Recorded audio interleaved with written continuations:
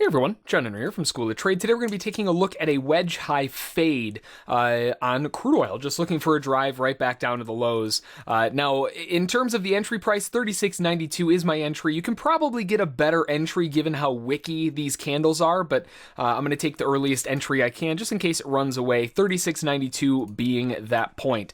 The stop is going to go above the highs here at $37.03, and I'm looking for at least a 1-to-1 drive down for my risk. So my reward has to go down back to these lows again at around this area. Now I'm going to take two contracts off there because the final objective, I want to look for a slightly larger move than this. Maybe, looking to double this up for a 2-to-1, something along those lines down to 36.70. The main reason behind a larger target in this type of scenario is arguably we had a failure to break out earlier, and that failure moved right back up to the highs, and now we're seeing the exact same thing on the other end. A lot of times with wedges, when you get a failure on one side, it'll end up breaking out of the other side. In this case, it's not. It's doing the opposite of that and not breaking out, which means that we could see a breakdown right back lower for the larger move down. Now, if that is the scenario, I want to make sure that I have at least one contract waiting in the wings for that type of move. For, the entry at 92, looking to take out a 2-to-1 makes a decent amount of sense right back down to the low of day at 73. You may be able to get more out of it, but in this type of scenario, given how range bound we are really throughout the day, I'm good with a 2-to-1 on my risk. That's more than enough, and it's right back down to the low of day, which is expected anyway. So we are in the trade at $36.92. Now we just have to wait for the market to step up and show whether or not after this little double top formation, the sellers want to come back in and drive the market back down.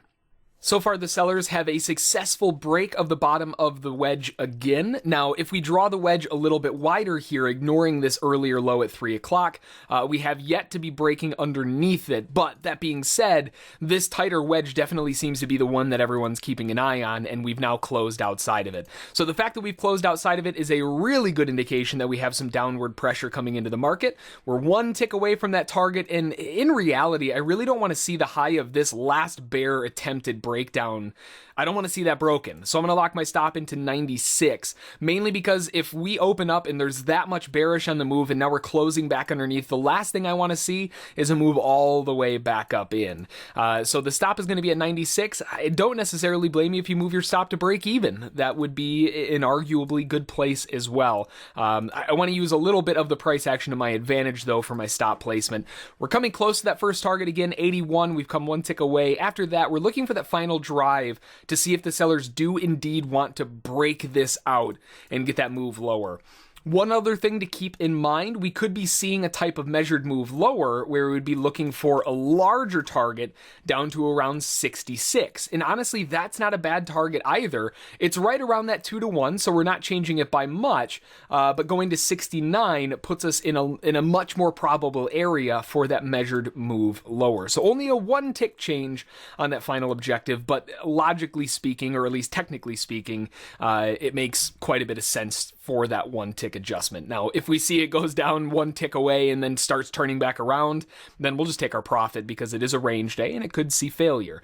But just wanted to do a quick little update there. We are getting the breakdown that we're looking for. Now we just need the sellers to really pile on and drive this lower. We're feeling that slowdown. Welcome to a range day, right? It's really, really slow. We're not really going anywhere. I know it's still pretty early. It's not even 8:30 yet. We've got a couple minutes until that, but you can definitely feel that slowdown where it's just, you look at the market like, come on, hurry up. Let's go.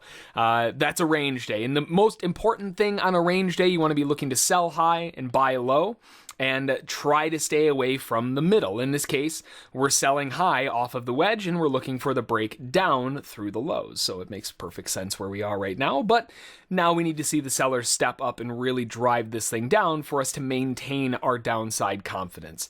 So we'll give the sellers a little bit more time, see if they can finish the job, get our target at 81, and then after that, we're looking for that larger AB equals CD measured move down to 69.